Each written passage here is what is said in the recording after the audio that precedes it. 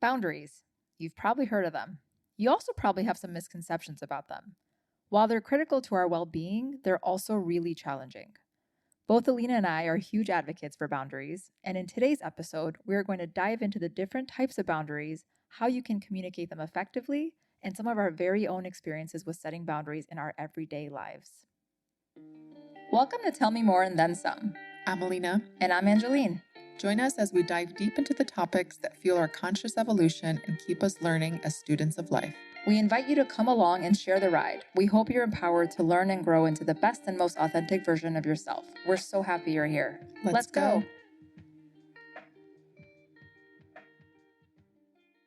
Hey, Alina. Hey, girl. We're back. We're back for season 2. What's up, man? What's up, girl? We're very excited to have started yet another season of Tell Me More and Then Some. So exciting. Yeah. I'm excited to be back on this journey with you. Everyone's been so great and supportive and lots of love. So yes, thank you to everyone who's been listening. We are super excited to bring you season 2. So this is the first episode. Woohoo! Hopefully it'll be a good one because we love boundaries and hopefully you do too. Agreed. Should we go into boundaries? Yes, girl. All right. Well, let's talk about what boundaries are. We view boundaries as the invisible lines that we create to convey a limit that defines what is acceptable and what's not. So these can be things like physical boundaries, emotional, time-based, or space-based. And a lot of people have a misconception in thinking that boundaries are walls between people or something that pushes them away, or we're afraid that the other person will react negatively to or feel hurt.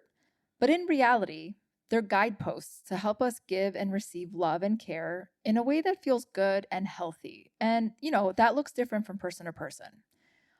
We looked up the boundary definition in the American Psychological Association, and what they define a boundary as is it's a psychological demarcation that protects the integrity of an individual or that helps a person set realistic limits on participation in a relationship or activity.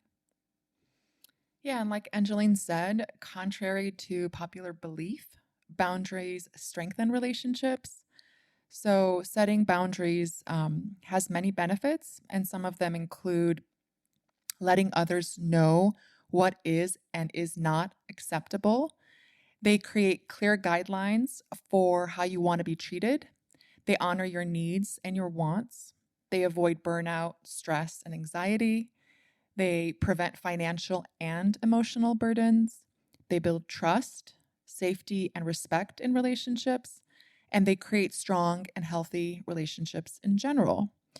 So a lack of boundaries could result in unpleasant emotions like resentment, anger, like you've been taken advantage of, apathy, amongst other things. More importantly, research suggests a significant correlation between burnout and lack of boundaries. And you guys might know a little bit about burnout based on our season 1 episode on burnout. Go back to season 1 if you haven't listened to it. So for example, if you start taking work home with you and you sacrifice your personal time to complete tasks for your job, this can be overwhelming because you're not keeping good boundaries between your work and your personal life. And I can certainly say that I've struggled with this. I still kind of continue to struggle with it a little bit, but I think that's a big one for a lot of people. Ditto. So if you're someone with a strong desire to please others and tend to think you'll be more successful or get more validation if you continue to say yes, take this as a sign to get curious about boundaries. Yeah. And I mean, there are certainly differences between a healthy boundary versus an unhealthy one. And I think many of us may have experienced unhealthy boundary setting, which could have potentially made us feel that negative way towards boundaries and thinking that, oh, they're not healthy. But what I want to do is talk through what a healthy boundary is and maybe what some unhealthy boundaries look like. And so starting with healthy, healthy boundaries, they preserve our well-being and keep us safe physically and emotionally. And some examples of what this could look like are, communicating your needs and expectations in relationships with others and being open to theirs. So I think that being open to others' boundaries are also really important for them to land. saying no, this is a big one, saying no without a fear of rejection or worrying that others will view you negatively. And, especially if you're like me, a people pleaser, it's really hard for me to not worry about how others are going to feel when I say no, So right? hard. Yeah, This is so flippin' hard. it is. Like, why can't we just say no? And I I, really do wonder, like, do women have a harder time than men? Because I feel like I have this conversation with a lot of my girlfriends, and I'm like, why do I have such a hard time saying no? Like at mhm. work, in my personal life. It's just like, yeah, I think you're right. I don't know if part of it is people pleasing. I'm sure that's a huge part of it, like you said, Absolutely. but also like FOMO maybe, or like I don't want to let them down. Yeah, I don't know. It's so hard. it is. I also think maybe there is a part of it being like this belonging, right? Like fear that you're not going to be invited again, right? Like Hmm. that's a big one. You don't want to be cast out because, oh, I invited her a couple of times and she wasn't able to go. And Yeah. I'm sure that's part of it too. I'm sorry, I don't care who you are. No one wants to be viewed negatively. And I think that that is when you get really good at boundary setting, you you see that fear of being viewed negatively and you continue moving forward with it, Hmm. you know? So, yeah, I mean, it's healthy to say no without fear of rejection. Yeah, and I've gotten better at saying no, but also saying like no because I am really spread thin this week. Mm. How about, and then sometimes I'll give an alternate time or Oh, date. yeah. Like, how about no this week, Right. but next week, X, Y, and Z. Yeah, because that still shows you're committed to that relationship, right? Yeah, and I think it helps with that whole like, yeah, I don't want you to think I don't want the person on the other end thinking that I'm rejecting them, Hmm. that it's just a no because I don't want to spend time with them, Oh, that's good. but it's just a no because I just don't have the bandwidth during that Yes. time, right? Yes. I love that. That's a good way of looking at it. Yeah, and another thing is taking time for self-care, even if it means turning down invitations or asking others to take on tasks to help you out. I know for me, I think we've talked about this in season 1 is like if somebody invites me to a dinner that starts at 8:30, I'm not going, right? Sleep is really important to me and I will say that's late for me for a dinner and then maybe I'll offer an alternative, etc.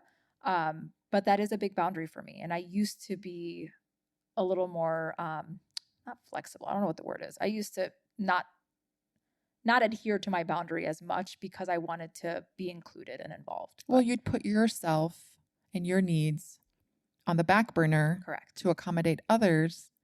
And in the Yes. meantime, you're cranky, you're unhappy, you're a lion, you're probably yawning, you're not really Yes. present, right? Like, it's like, Correct. for what? I can't give you my best self. No. Yeah. Um, leaving a situation or conversation that makes you feel uncomfortable or unsafe.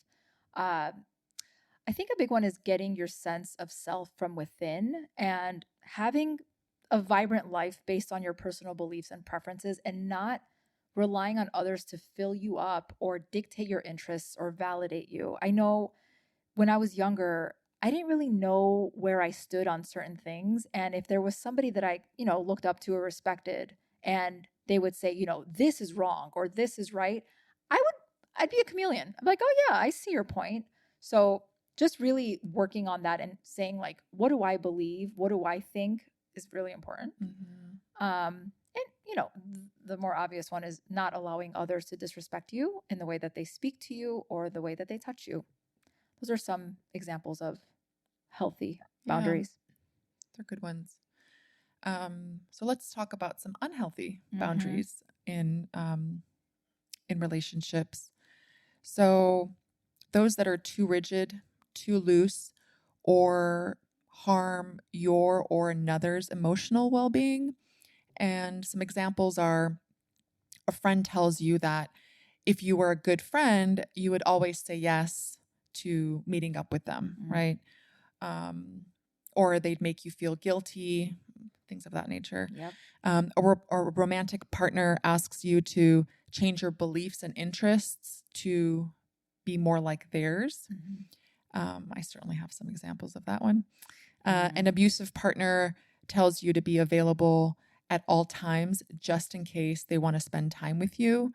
They ask you to forgo activities you once enjoyed, turn down invitations from friends, or cancel plans to spend time with them. Another example is a romantic partner pressures or threatens you to do something sexual, even if you feel uncomfortable. And they may frame this within their sexual boundaries, but it's still really abusive. Yeah, I think what's important is we can hear all of these and just say, well, that's just a bad friend, right? That tells you you'd be a good friend only if you would say yes to spending time with them. But it really can be, in their eyes, their boundaries, right? Mm-hmm. And again, we're calling these unhealthy examples of boundaries. So I think it's important to remember that. Like, they might just have this false view that it's okay for them to set these boundaries because they're like, I won't be in a relationship with somebody romantically if they don't believe XYZ. That's my boundary. Yeah. So let's talk about some of the ways in which boundaries come up for us in our day-to-day lives, whether that's with our partners, our friends, our family members, our colleagues, and ourselves. So arguably, one of the hardest boundaries to set is with family. From a young age, we're taught that family comes first. So it makes sense that boundaries can get tricky here. Yeah. I know, being from Oh, the same family, Angelina and I talk about this quite frequently, and some of the boundaries that we've really struggled with our families, right? absolutely. Yeah, I think maybe it's a Middle Eastern thing. I'm sure other cultures also have it, but I think I struggle with setting boundaries, particularly with my family, because it felt like a sort of betrayal towards them because they took care of me, they put a roof over my head, they sacrificed so much to raise me. So it's easy to feel indebted to them, right? And say, like, who am I now to place boundaries on them when they've done all this for me? That resulted in me exhausting every ounce of energy I had to please them, which was going to family gatherings, even though I didn't want to, visiting them whenever they wanted me to, even though I had a lot going on with school and work. There were comments made by some relatives that made me uncomfortable, but I never said anything because it's family. Mm-hmm. What Yeah. else? And I don't know, sorry, I have so much to say about it. It just felt like their happiness, I think it felt like their happiness mattered more than mine. And little did Mm. I know that my boundaries were constantly being breached without anyone ever knowing. I just didn't know because I never communicated them. So no one ever actually knew they were breaching my boundaries because I didn't say anything. Girl, you didn't even know you had the right to communicate them. I certainly didn't. Absolutely. Like, I Yeah. actually have a right to tell you what's Oof. making me uncomfortable. I know it's making me uncomfortable. I feel it, Yeah. right? Yeah. But I have a right. Right. You do. You do. Yeah. And I mean, it wasn't until, and maybe you could relate to this, I started to become resentful and angry. And my therapist taught me about boundaries. And she said that, boundaries preserve relationships and they allow us to be there for people when we want to and not out of obligation. And that really resonated with me. Mm. Yeah. Maybe we can give some examples of what boundaries with family looks like Yeah, I or like look it. like. Mm-hmm. Um, well, clearly attending a family gathering is a big one because we've got a lot of family gatherings. So Yes. even just saying, like, I won't be able to attend the family gathering. And I would say in the last like 8 years, maybe even 7 or 8 years, I've been going to Puerto Vallarta for New Year's. Mhm. And I remember the first time I said that I wasn't going to be here for New Year's. It was a Oh, big deal with my mom. Like, what do you mean? You can't leave, this, that, and the other, and I stood firm on it. yeah. And sure enough, the following year and the year after that, like, that just became a thing, Yeah. you And know? things were fine. Yes. Yeah. It's like almost like the betrayal. Like, what? Yeah. It's How like, dare you? Yeah, that's a big one. what else? I mean, the gosh, stopping by unannounced. Again, I don't in our culture, it's almost like my home is your home, and there's no need to call you to say I'm coming by. And a big thing with my mother was she showed her love a lot through food.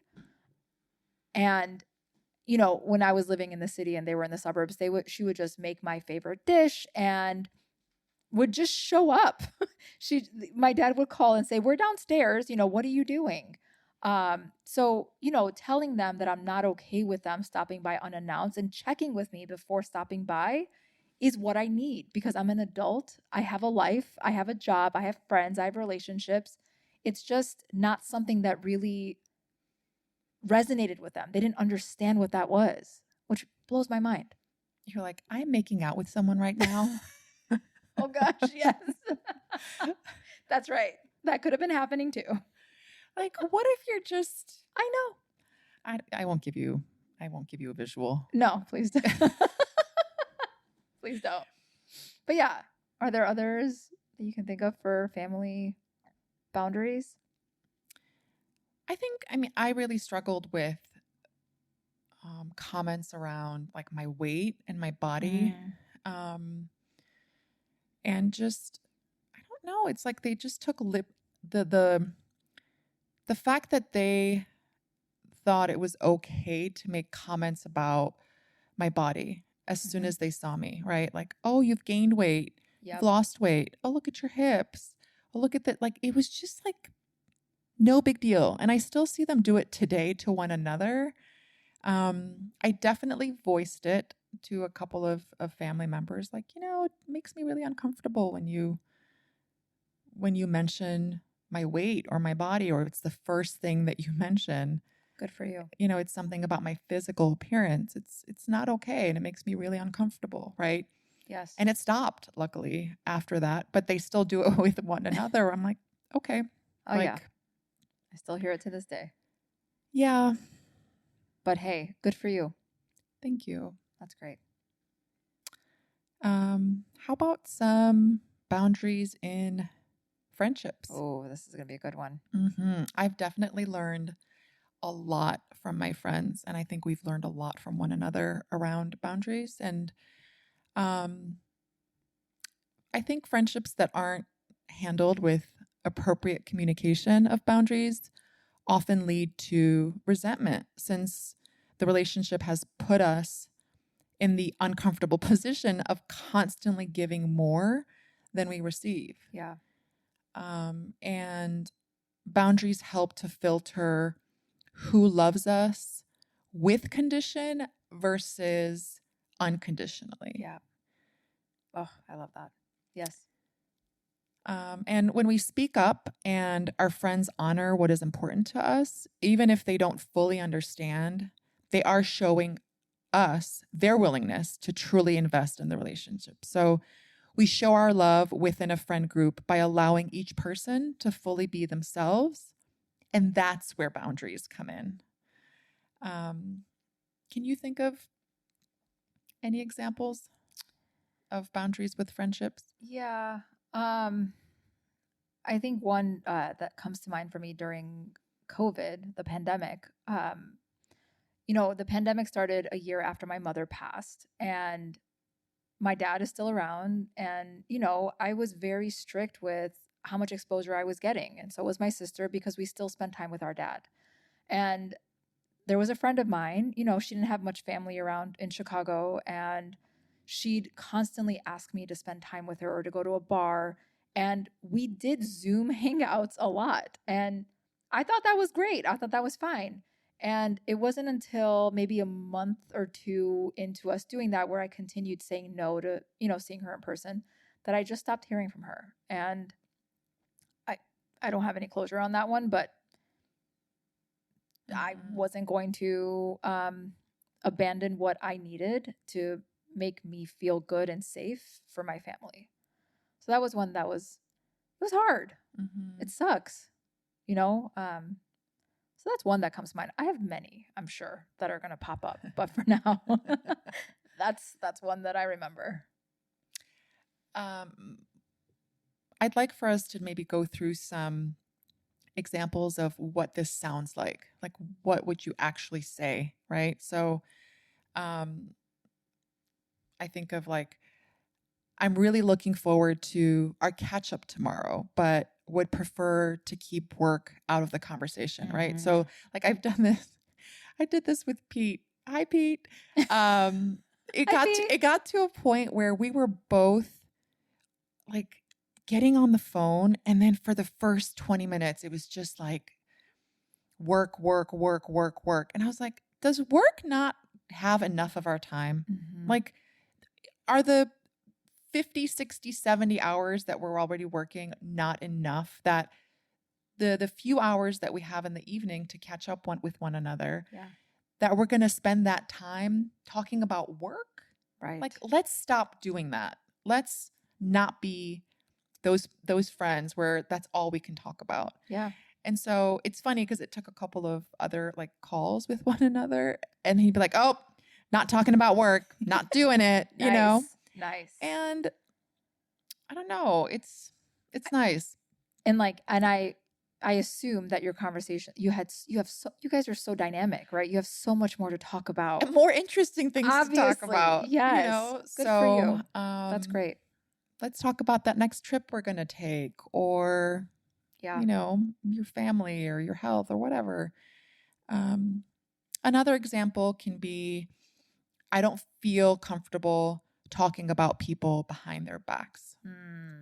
I know this can be a hard one for us in that if someone's confiding in you, perhaps, or you think of them as confiding in you, right?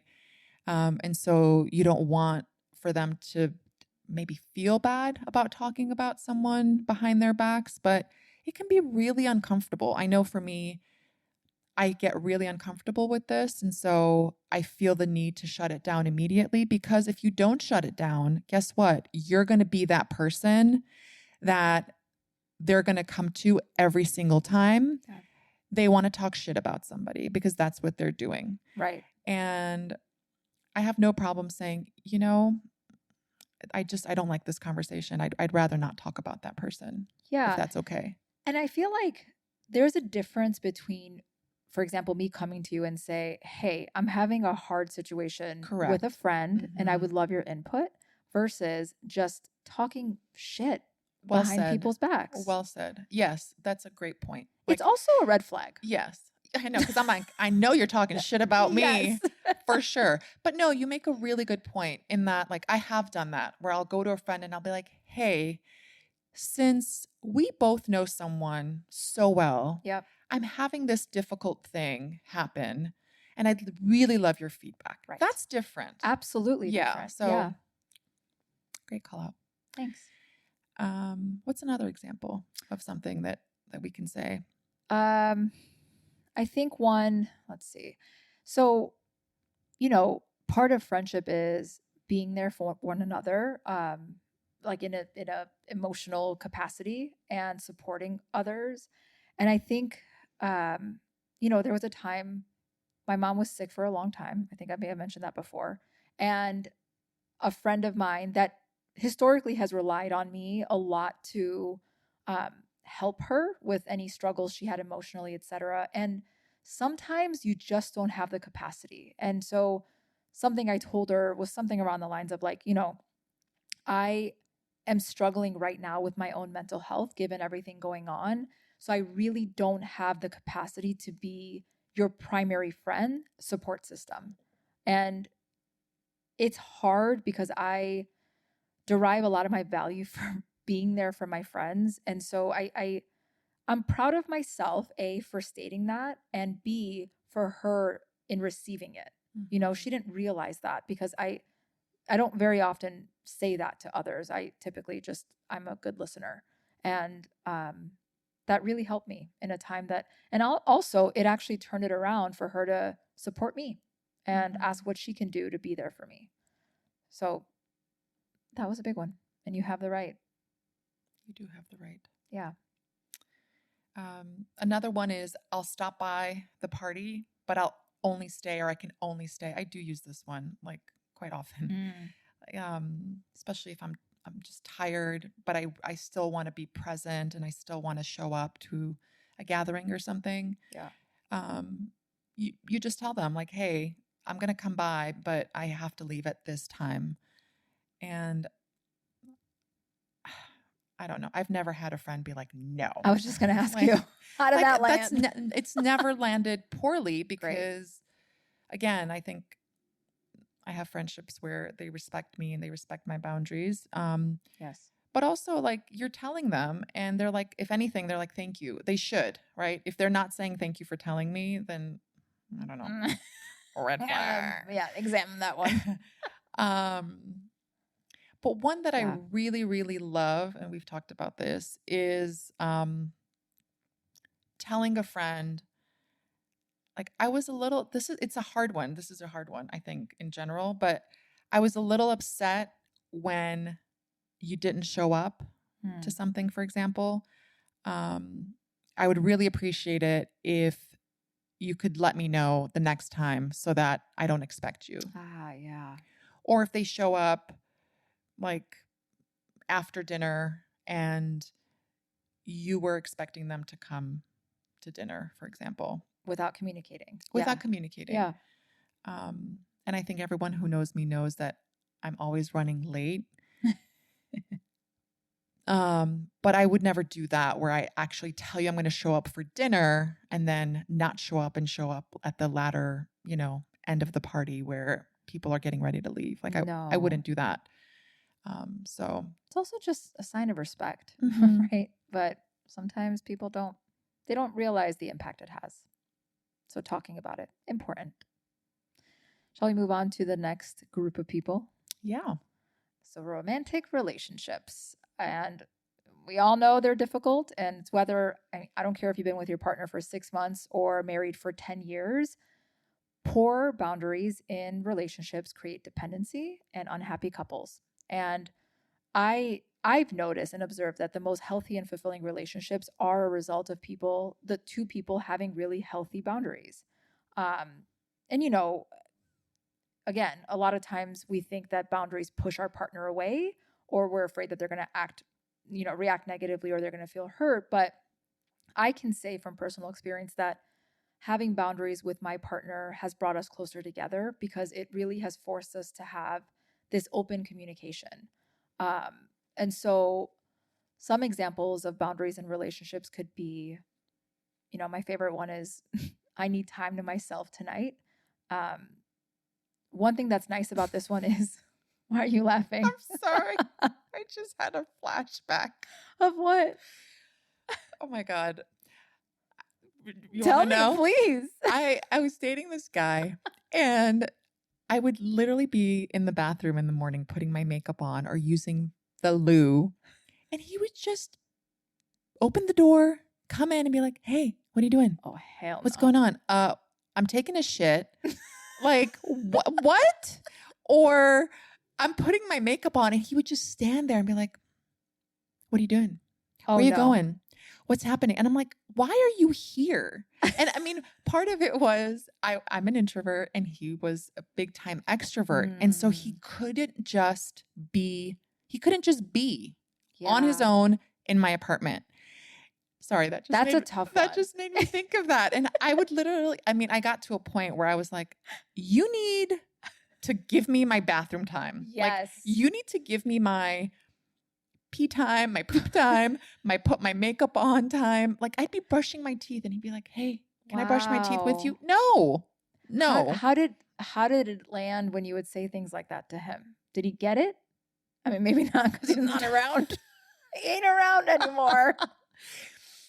I mean, actually he did. He started going to the car and like making phone calls. Oh, beautiful. While I got ready.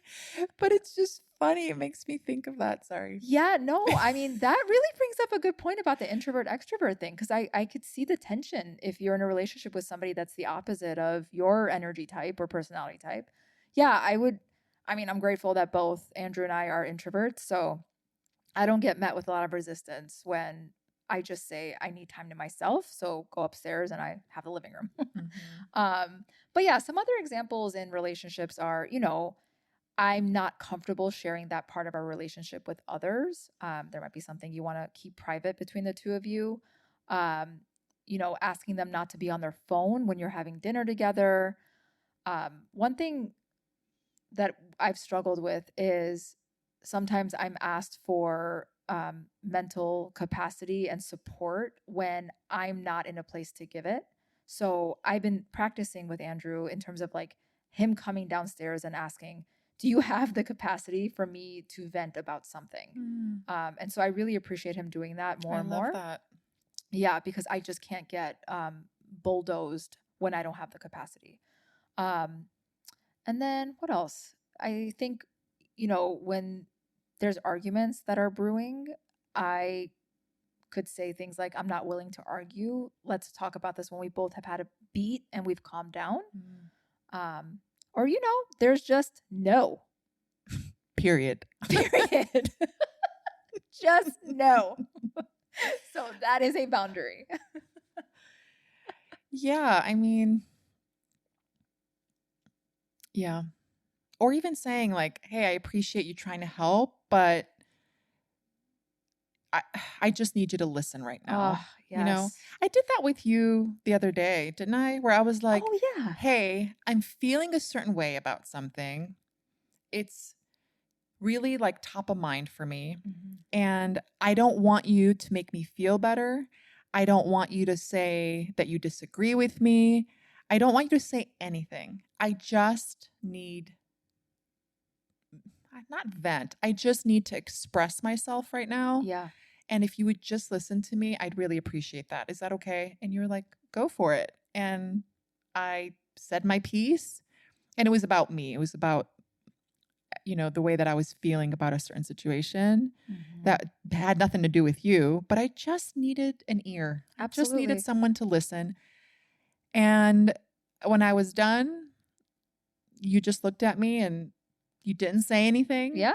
How'd I do? I did good. And I think you even said like, "Thank you for sharing with me." And that was it. And And I that's felt all you better. needed. That's all I Yeah, needed, that's all you right? needed. But if I didn't preface by telling you, Uh-huh. "Hey, this is what I need and here's what I would appreciate," Yep.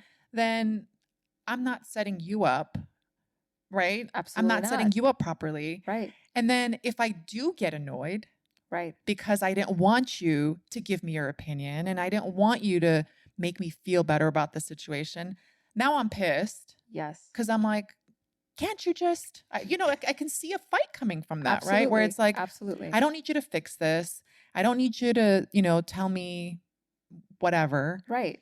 but I didn't set you up. Right. I didn't tell you what it is that I needed, Right. right? So Right. how can I expect you to sort of respond or behave in the way in which I was actually looking for in that moment? Because I was Yeah. looking for something in that moment For me to listen. for you to listen. That's it.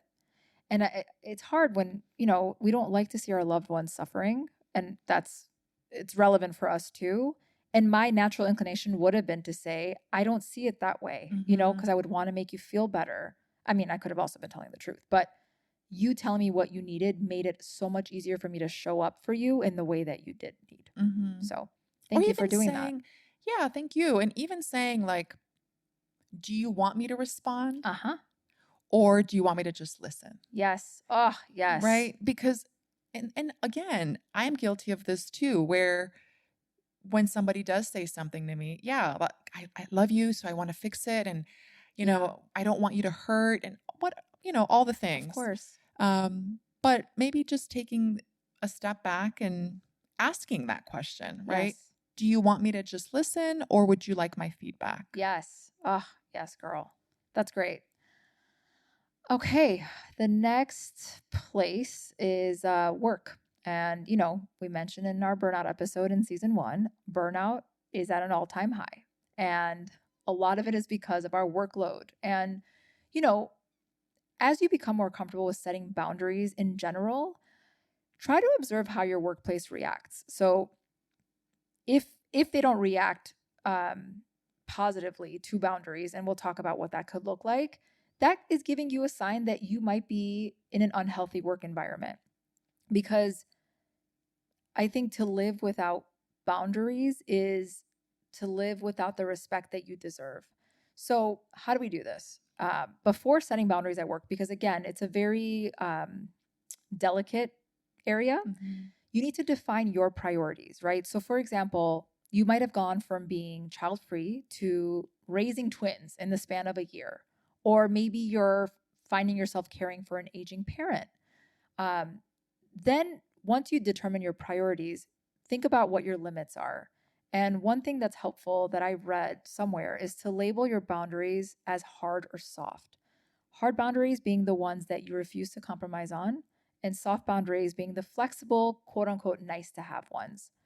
So, example, let's say you like to spend evenings with your family, and you might prefer not to check email after 6 p.m. But if an urgent work matter does arise, this might be considered a soft boundary that you would actually tend to. A hard boundary could be you need to drive your parent to the doctor every Tuesday. That means you need the flexibility to adjust your schedule at work that day every week, and it's a non negotiable. So once you are clear on that, you would then communicate the boundaries clearly, confidently, and often. And I think the often part is important because people will forget and work gets in the way and things become urgent. And, explaining why you need them and being honest with your manager and your colleagues, that helps them understand your perspective. And no need to be aggressive on that. Um, why are you laughing? I mean, I think people can become Oh, resentful. absolutely. Absolutely. Why are Just you like, please don't be aggressive at Don't work. be aggressive. We're not advocating for aggression here. And simply you could also just practice saying no, period. You can test out your no muscle in less intense situations if that's something that's uncomfortable for you. So, I'd love to join you in that conference in Atlanta, but that week is my son's birthday and I can't miss it. Mhm. Or, hey, I'm already booked on those days that you sent email meetings. Could you send me some alternative time slots to schedule that meeting? Um, Also with workload, thanks for thinking of me for this new project, but my manager has asked me to prioritize these two other projects before I take on anything new. So plenty of places I think you can practice them where some of them are not so scary. Mhm.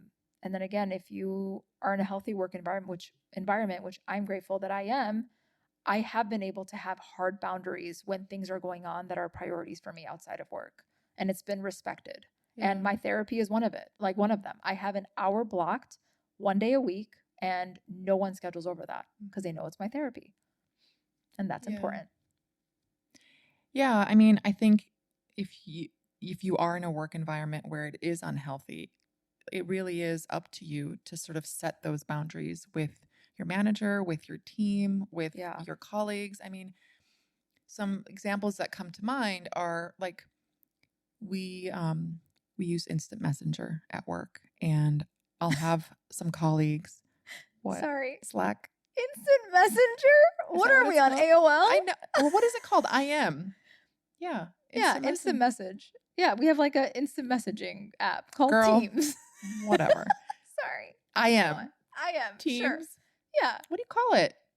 Chat. We have a chat feature on Teams. Whatever. We have Teams. Oh, Teams. Yeah, but you guys use Slack. Slack. Correct. You have Teams. Okay. Okay. I am. Continue. I actually say ping. I don't even say I am. I just say ping me. I say ping too. Okay. Yeah, that's fine. Showing my age here. So if somebody pings me something like, hey, do you have 5 minutes? When? Like today, tomorrow, when? So like usually I'll just, I'll get back and say, my calendar is up to date, or, I'm free at this time or between this time, Yeah. there can be small little, they're like these micro behaviors, right? Yes. That if you do them enough, I think the person on the other side gets the hint, right? Or like another one was I had somebody who would always schedule a meeting without checking my schedule. Oh gosh. And there were times where I was like, okay, I may be able to make this work, but no, I'm going to have to prove a point, which is, hey, please check my schedule for availability. It's up to date. Yeah. Little things like that. And then also just respecting your team members as far as like, if they have pickup and drop off for their kids, Right. if they have, appointments for their kids and their families, right? Like, Or for themselves. or for themselves. Yeah, Absolutely. And then, being supportive and having that support in return, I think is really, it's essential in the workplace. I agree. Here, here. So the last boundary Mm-hmm. is probably one that you wouldn't think of, but it's the one that you have with yourself. Yes. And it's certainly the most important because, as we say, the most important relationship in our lifetime is the one that we have with ourselves. So if boundaries with others communicates to them how to best care for you, boundaries with yourself make sure you are caring for yourself as well. Mm. People who have healthy boundaries tend to be the most generous. I was talking to my dear friend and mentor, Dr. Kasim, the other day, and she actually said that to me. And it really, gosh, it just like, Mm. it just hit a chord. Yeah. And I was like, people who have healthy boundaries tend to be the most generous. Yes, that Yes. makes so much sense because that could be generosity with your presence, your time. I mean, I picture, for example, going to that event that your family told you should go to, right? And you're exhausted, you don't really want to be there. So Mm-hmm. how present are you going to actually be with other family members? Yes. How pleasant are you going to be?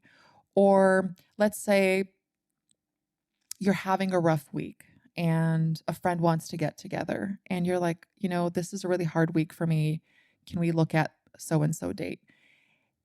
And so for me, it's like, okay, I want to be present. I want to be generous with my time and with my, and how I show up. Absolutely. And so it makes so much sense that those who have healthy boundaries also tend to be the most generous because they've preserved that energy and that space for a time when they can be present, right? Absolutely. You know what's funny? This is also reminding me of, so there's like a couple like one-liners, like fill your cup before you fill others, Mm-hmm. or the airplane analogy of put your mask on first, because you can't be generous with helping anyone if you Nope. don't help yourself first. So Mm-hmm. I absolutely believe that this is true. In terms of boundaries with ourselves, I have a strict boundary about, I probably talk about this all the time, getting at least 7 hours of sleep a night Preach. because I function my best. I am my most pleasant, my most present, and my most generous self when I have a good night of sleep. And I know it might make others upset or annoyed, but they eventually get over it. And I don't end up feeling resentful because of the pressure to stay up past a certain time or stay out past a certain time. And including with my own husband, I'm very strict about it because I want to be generous in all areas of my life. I love that. I love that example of generosity. But yeah, And I mean, and with your sleep, like if we're talking at night and I look at the clock, I'll say to you, "All right, girl, I know it's your bedtime, so let's get off the phone." And you'll say, "Oh, thank you." I appreciate that so Like I much. respect that boundary and Yes. like you need your sleep. Thank you. Go It's get your why we sleep. work so well. Like Yes. Yes. nothing wrong with that. Yeah. You can't try to change that about me. That is something I need. Yeah. But yeah, I guess other examples of what boundaries look like with yourself. Um, Walk away from people who don't respect them. Oof. I just Yes. I'm walking away mid-sentence. Yes. Yes. Bye. Yes. That's great. I love that. Like Bye. bye. No, but seriously, like Yeah. if you just don't get it, then, maybe it's not the right friendship or relationship Agree. because it says so much about your respect for self and your respect for others. That's right. All right. So we have all these lovely boundaries. So let's talk about how do we communicate them? So ideally, boundaries communicated kindly and confidently, like I said, not aggressively, and really focusing on sharing how you feel and what you need in a respectful way will go miles, will, serve you. And that's even if you're feeling angry or spiteful. So we're gonna walk through some steps we recommend, and then Alina will role play an example. So step one, validate the other person's point of view because empathy goes a long way. Two, identify the action you want them to stop or change or do. 3, explain how their actions made you feel. 4, reiterate the importance of the relationship. And lastly, communicate your boundary kindly and firmly. Alina, play an example out for us, will you? So yeah, we thought about this one. And so here's what it would sound like, right? So I know you want to take care of me or you worry about my well being. And when you criticize me about the food I eat, I feel upset and bad about myself. I want to feel safe and loved around you. And in order for that to happen, I need you to please stop trying to control what I put into my body. I hope you can understand how important this is to me, right? So we went through the steps of like validating, identifying, explaining, reiterating the importance, and then communicating Yep. kindly and firmly. Yes.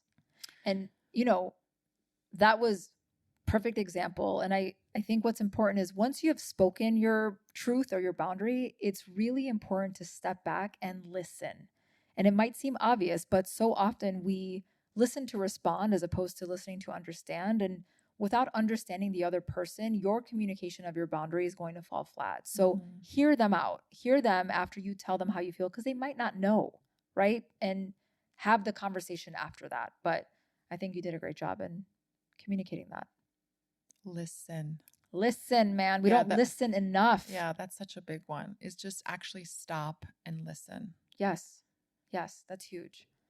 I know we talked a lot about examples of our personal experiences, but do you want to share any others that you think might be helpful to our audience? You know what annoys me? Tell me. Not always, but sometimes like I was dating someone and he always wanted to FaceTime with me. Always. Oh, I remember this. And I'm like, why can't you just call me? And turned out he was kind of a control freak.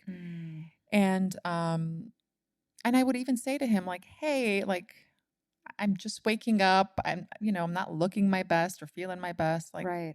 Can we just call instead? And anyway.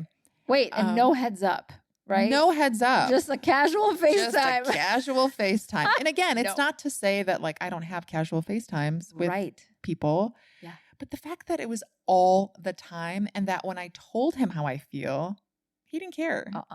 Didn't care. Not okay. Delete. I mean, that's a great example. Yeah. The other one I think of is I've been noticing this in, I don't know, maybe the newer generation.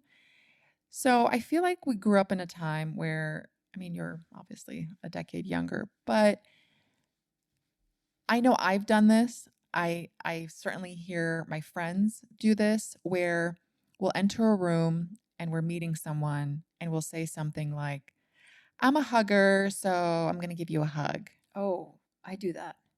I've done that. Yeah. Okay. Well, I don't know. Do you think with the younger generation, we should ask permit? Not just the younger generation, just in today's climate. Yeah. We should ask, hey, I'm a hugger. Is it okay if I give you a hug? Wow. I don't know. What do you think? That's great. I don't know if I would ever thought of that. Because I do that. And I thought it's like so cute that I do that. Yeah, it is cute. I think it's cute. I'm a hugger.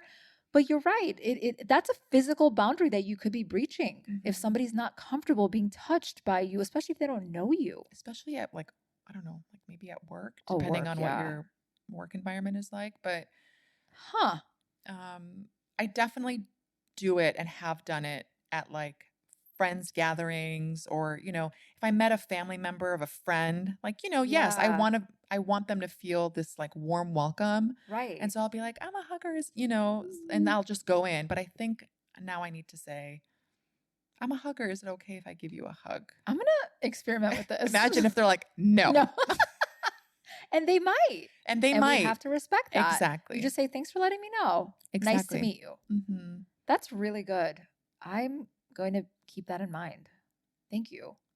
How about you? Can you think of any? I mean, I feel like I've shared quite a few. Actually, one I want to share is I'm proud of I talk about Andrew a lot, but big part of my life is him.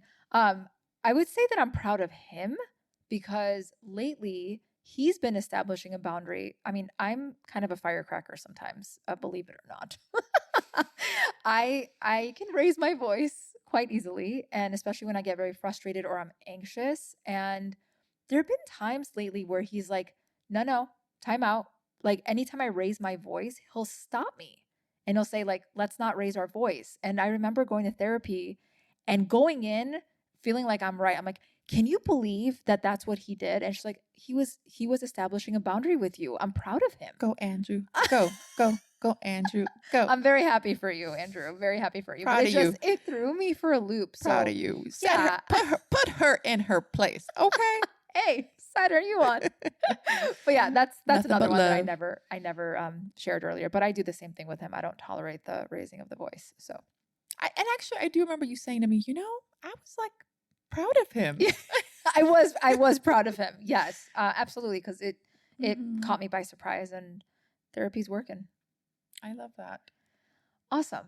So, I mean, hopefully this episode, if you didn't know already, helped you realize how important boundaries are for maintaining our interpersonal relationships. And we promise that if you begin to set these boundaries, you'll find that they're not so scary and you may find your relationships becoming stronger and healthier, or vice versa, right? Which is another important data point that you didn't know about the other person. Mhm. And one of my favorite quotes before we stop talking about boundaries is, "If you avoid a conflict to keep the peace, you start a war inside yourself." Mm. And that's by a woman named Cheryl Richardson. I don't know who she is, but it's a great quote. It's a great quote. Yeah. So, put yourself first, and you deserve to take care of yourself and not start the war inside just to keep others happy.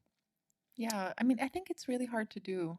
It's It's really, really very hard. difficult. Yeah. It's one of the most Again, difficult. like I said earlier, like I didn't even know that I had the right. The Like right. that's I know. crazy. I Like know. how many people actually know that they have the right? To set boundaries. So I agree. You have the right. you have the right.